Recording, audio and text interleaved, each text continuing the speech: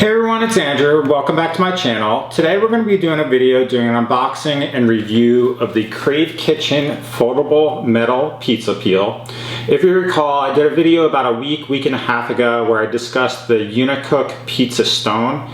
And in that video, I realized that with a pizza stone, because you preheat it in the oven, you really need both a wooden pizza peel to apply the pizza to the pizza stone, as well as a metal pizza peel as far as removing it from the stone once you cook it. And so recently on Amazon, I purchased a new wooden pizza peel that hasn't arrived yet in the mail, as well as this new metal pizza peel. And so what we'll do in this video is we'll unbox the Crave Kitchen pizza peel. We'll show you what comes in the box contents. We'll set it up as far as putting it together from the foldable handle aspect, and then we will make a pizza and I'll show you the functionality as far as how it functions as far as applying it and removing it to the pizza stone.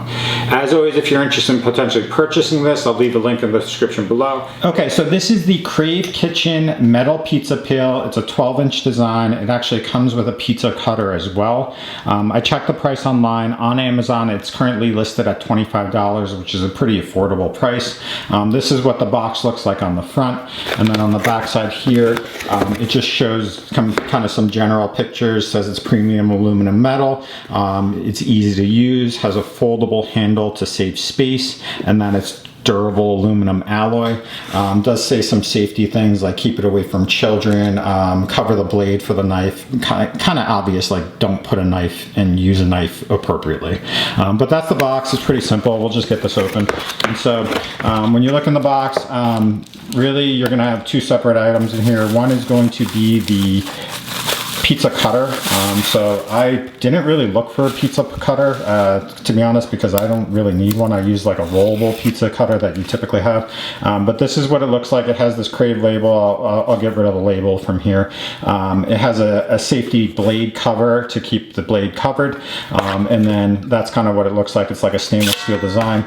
And then it has your typical like curved way, so you can like press on this and cut this entirely for the entire length of the pizza.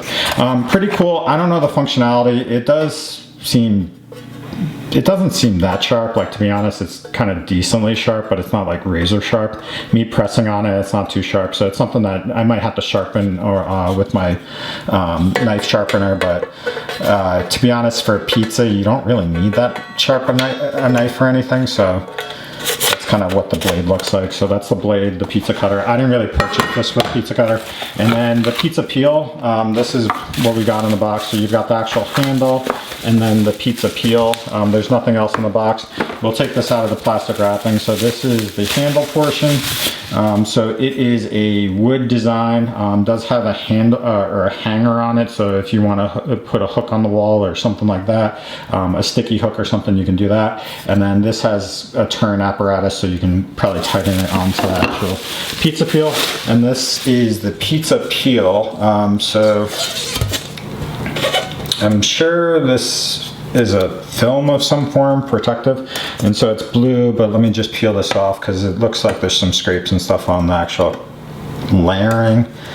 Bear with me, I've got to see if I can peel this off easily and do it quickly on camera. Okay, so sorry, it was a little bit annoying, but this is the one side. So as you can tell, this does come with like a plastic film on it to protect the underlying metal surface.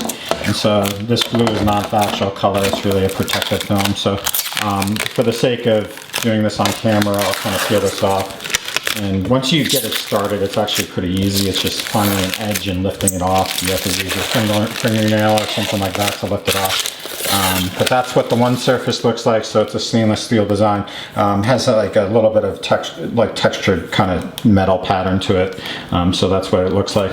And then real quick, I'll catch an edge and pull this side off. Okay, so this is what the other side looks like after you take it off. There's some fingerprints on it from me smudging it, but that's what it looks like. So that's the one side, and this is the other side. So it's basically a flat metal surface.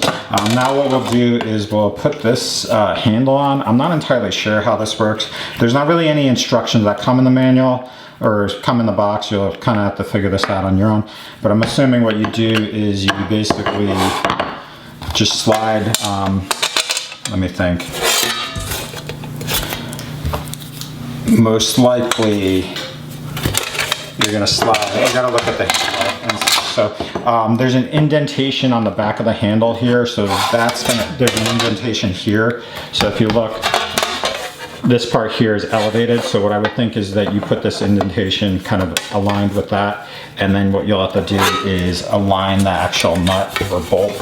And so what we'll do is we'll slide this into the back here. Okay. And then we'll flip this over. And then we will put this directly on here, slide it through like that, okay? Sorry, you might not be able to see it. And then take the actual handle and put this on the top and spin it. And so what you see is, once that's tight, I'm just gonna hand tighten it. I'm not gonna tighten it too much. But once it's hand tight, it's not sturdy, like, so to be honest, all right, so if you look here, if I bend it, it does move a little bit. There's a little bit of fluctuance. Let me see if I can tighten this a little bit more. That's pretty much finger tight. I'm not gonna be able to tighten it without damaging it. But there is a little bit of give in here, so it gives like, it rotates a little bit. So you do have to be a little bit careful there. So if you have something heavy, which I don't think you would do with this, it might flop a little bit or slide. So there's a little bit of maneuvering with that. So I suspect that even though this handle is pretty long, you'll have to grip it a little bit closer to the top just to have that issue as far as the giveaway. And then this is kind of its functionality. It is 12 inches, so there are a limitation there. So my pizza stone is about 14 by 16. Most of my pizzas do fit this dimension, but for larger pizzas, you might have some overlap here. After cooking it, you're probably okay where you won't have issues, but larger pizzas, if you're using this to prep your pizza and put it into the oven, it might not be the best surface just because it'll be too small in that instance. But really, I'm using this for removing the pizza from the pizza oven, just because it gets underneath the actual pizza a little bit easier just because it's flatter. And then what I'll be using is the wooden pizza peel to actually put it in the oven and prep the actual pizza. So that's what it looks like. Real quick, what we'll see is the folding aspect of this. So you just loosen this. We'll see how far you have to loosen it before you can fold this down. So there you go. And so you loosen it and it folds down to this, so it basically folds within the dimension of the actual pizza peel. It'll hang like that, and you can tighten this like this so that it's flush and it doesn't flop around. And so now it's kind of concise like that. So the reviews online, the main concern was that this does wobble a little bit, as I demonstrated when you actually make it straight and tighten it. There is a little bit of give there, so that's one drawback to that. However, a lot of people said they like the foldable design because then it's more concise, compact, so that you can store it easily. I'll be storing this in my cabinet space. I'll have no issues as far as storage because I don't have a lot of stuff, but if you have limitations as far as space, this may or may not be a good option. The other option is you can hang it directly off the wall, so that's an option as well. So what we'll do right now is I'm going to make a pizza. We'll actually make it on this surface just to give you an idea of the functionality if you want to use it in that capacity. We'll put it in the oven and then we'll take it out with this once the pizza's done. Okay, so I didn't do anything too complex for this pizza. I want to keep it simple just because I'm busy today. All the ingredients for this pizza are from Trader Joe's. It's all store-bought, nothing made at home. The pizza dough is their pesto pizza dough. I think it's like $2.99. The marinara sauce is their $1.99 marinara sauce, and then I have their mozzarella cheese, which is the block cheese that I think is like $4.99. So you're looking at ingredients about like $9 total, and then I added some garlic, Italian seasoning, as well as some Parmesan cheese. But this is it prepared on the actual pizza peel. So as you can tell, the pizza peel is not the best as far as preparation. It's limited as far as its space and roundness as far as preparation, but it can serve that purpose if you want to keep it simple. What we'll do now is we'll throw it on the pizza stone in the oven so you can get a sense of how this functions as far as actually applying it to a pizza stone. Okay, so this is the Unicook pizza stone. This is the pizza stone I was talking about. You can check out my other video on this as far as unboxing it, but I got this to kind of improve the overall quality of my pizza. So here we'll apply this to the actual pizza stone. Bear with me because the angle is kind of weird, but we'll see how this functions as far as things. I did put a good deal of flour on the actual pizza peel, but as you can tell, this pizza is kind of stuck on here. And so what I'm gonna do is I'm gonna grab a spatula and just kind of transfer it that way. Traditionally, if you do use a metal pizza peel, it's really for just removing the pizza from the oven. It's not for really preparing it like this. I just wanted to try it out because a lot of people said online that you can do this, and I was kind of skeptical of it. And as you can tell, even with the large quantity of flour that I use, it doesn't really work well for that. So as far as applying it, I don't want to spill on my pizza stone, but it is kind of limited in that capacity, so bear with me. Ugh.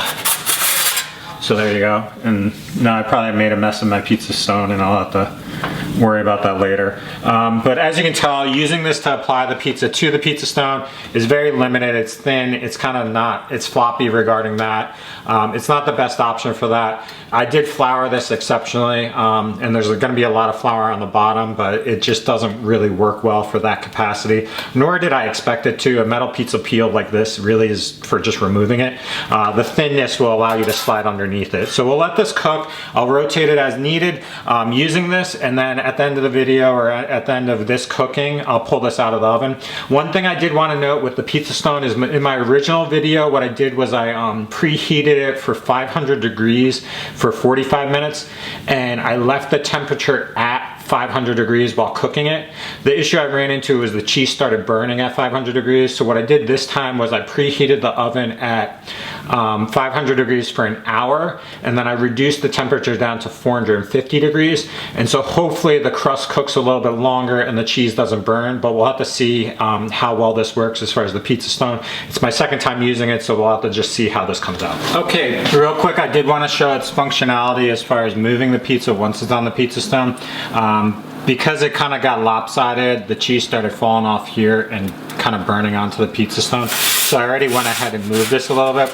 But this metal pizza peel actually works very well for maneuvering this on the pizza stone, as you can see. So you can easily slide it underneath, rotate it. It's definitely a better option compared to not having one.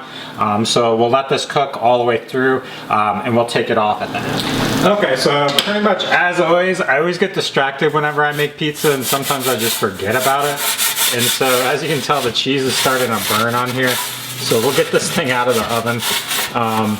As you can tell, the metal pizza peel definitely works very well as far as getting underneath the pizza. Once it's cooked, even though the size might be larger than the pizza peel, even if it's overlapping, you can lift it up easily. The wobbling, even with the handle, I don't find it wobbles at all when you're using it like this, so I don't think that's really an issue. This joint might loosen over time and become an issue long term, but for right now, it seems like it functions appropriately, and holding it in the back is very comfortable. You can hold it up closer, but it actually is a little bit harder to hold closer, so holding it in the back definitely works a little bit better. But we'll take this out, and then we'll try out the pizza cutter just for the sake of trying it, because it came with this box. Okay, so as you can tell, I burned the cheese. It's kind of funny that I post YouTube videos where I burn cheese, but whatever, it is what it is. Traditionally, I use a pizza cutter like this, the roller cutter. For the sake of this video, what we'll do is we'll use the pizza cutter that actually comes with this pizza peel, and we'll see how this functions. This kind of reminds me of like something you get at Pizza Hut or something. I always remember them using it at that, like that type of pizza restaurant, but we'll just take this, but basically you just kind of press on one side and then rock it all the way. Okay, and then do the same thing here. And then one more time like this. And then one more time like this, so it's an 8. To be honest, it is what it is. It's kind of like a fancy, cool looking pizza cutter, but compared to a traditional roller, I would probably just opt for the roller because it's easier to kind of line up, make sure the slices are even and that you're going through. And it seems like it's not the sharpest of cutters, so like as I'm rolling with this, I can tell that some parts are not all the way cut through. And so it might be that this pizza cutter that comes with this box just needs to be sharpened. So I'll try sharpening and try using it that way. But that's really all for this video. So that is the Crave Kitchen metal pizza peel, as well as the Crave Kitchen metal pizza cutter. To be honest, for the price of $25, I think the pizza peel is definitely worth it. For the pizza stone, the functionality of taking it off and easily sliding it around while you're cooking the pizza on the pizza stone is great. It prevents you reaching your hand in as far. You can easily slide underneath it, adjust the pizza, take it out, no problems whatsoever. As far as applying it or using it to like set up the pizza and put it in, I wouldn't use it for that. My pizza, as you can tell, with a metal one is gonna get stuck on this, even if you use flour, and it's gonna maneuver, and for my instance, it kind of fell where the cheese was sliding off onto the pizza stone, which is unfortunate. Real quick, just to kind of get an idea of how the pizza crust looks like, this is what it looks like today. So there's a lot of flour from me using it, but it's definitely a little bit improved compared to the last time I used the pizza stone. As far as those of you watching, if you have experience using a pizza stone, please post comments below as far as your best options as far as cooking with it. This is something new for me, so I'd always like your advice on how that could be improved, or kind of your general experience with it. It'd be awesome to hear. But that was a video on the metal pizza peel from Crave Kitchen. It's $25 on Amazon. Definitely check it out. I'll kind of do a follow-up if I run into any issues, but so far it seems to be holding up well. Additionally, I will be getting a wooden pizza peel to prep my pizzas and apply it to the pizza stone, so check out that video when it comes out as well. So thanks for watching. If you like this video, hit the like button. As always, if you want to subscribe, always hit the subscribe button. So thanks for watching. Have a great night.